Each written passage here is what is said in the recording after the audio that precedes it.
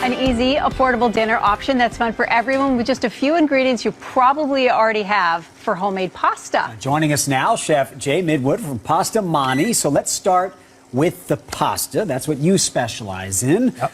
What is your advice to those who've never tried to make it themselves? You know, we're talking actually make the pasta. Don't just get the Prince's box and bring it home. I mean, I think the biggest thing with making it at home is just be comfortable mixing. Have a little muscle. Don't get too tired too quick. Okay. Stamina. It really does. Yeah, it really does. If you go on Google and Google people making pasta, they're going to be kneading it for 10 minutes. They're going to look really tired. They're going to break a sweat. Okay. Don't be afraid to do that. If you really don't want to do that, you can always do it in your stand mixer. At home, if you got a dough hook and a little KitchenAid. It's so much better to have homemade pasta, don't you think? I do, and that's why I did this. I grew up in Western Massachusetts. The majority, and I worked in the north end of Boston for a long time. There's a lot of Italian-American food in Massachusetts, which is great. Red sauce spaghetti is fantastic. There's not a lot of things better. Having said that, there's not a lot of fresh pasta with the option of seasonal fresh ingredients, not too confusing. You're going to show us how to make something a little more elevated here. What do you have for us So today I have potato gnocchi. Gnocchi is one of the pasta dishes I've done for the longest time. I've been making gnocchi for almost 20 years.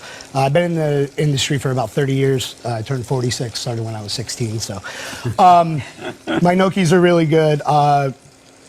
Potato flakes, water. I don't use potatoes. I don't bake potatoes and use them. I use dry potato flakes. Oh, okay. Your biggest problem when you make gnocchis is moisture. So you want to keep your moisture to a minimum.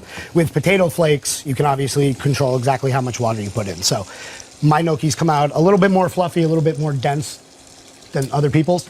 So I make the dough, I blanch them off, and then I warm them up in butter and oil like we're doing here.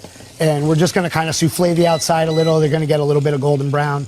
We just start with a little butter and oil, and then I kind of throw in, I don't really chop herbs. I kind of treat What kind of herbs are you putting in there? So this is fresh basil and fresh oregano, and I kind of treat this like an Italian. So good in here. An Italian grandmother. I don't really. I'm not about plating. I'm not about tweezers. I mean, I do use tweezers to twist spaghetti, but. So you throw the basil in. Yep. And carrot. Yep. And this is more of like almost a Middle Eastern technique. When you cook. A lot of people finish dishes with herbs. I like to start dishes with herbs. It kind of builds that base flavor that kind of smells carries so through the whole dish. Oh my gosh. Unbelievable what it smells like. Wow. So we're also going to throw some fingerling potatoes in here. And like I said, this was a dish that was on the menu last week. We change our menu every week. Change the menu every week at Pasta Mani. Every single week. In Worcester. And you've had the chance to cook for some pretty important people. Can you tell us a little bit about that? Yeah, I was fortunate enough to work in Boston for a long time, so I've cooked for quite a few celebrities. I worked in 90 Hotel. Fortunate enough to meet guys like Iggy Pop, Elvis Costello. Wow.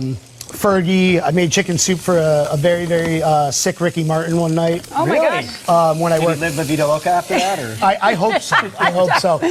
But I think my favorite one I've done so far is I got to work the buffet of ex-President Bill Clinton's penthouse when he stayed at the 90 Hotel during the 2008 DNC. So I actually got to play a couple hands of pitch with him and drink some scotch. Wow. While I was neglecting my duties downstairs. I want to hear all those stories, but first, what else do we put in here besides this? So, like I said, we got the potatoes in here right now, and we're just going to kind of cook the potatoes and the gnocchis for a little bit. The potatoes are raw, but they're sliced thin, so they really shouldn't take that long. This dish takes really only about 4 to 5 minutes to pick up if you're at home. Wow. So good. All right, try it when we get back. Yes. Yep. We're also going to throw some corn in here. Some corn in there as well. We're going to try this when we get back. Jay Midwood, thank you so much. We'll be right back. Okay.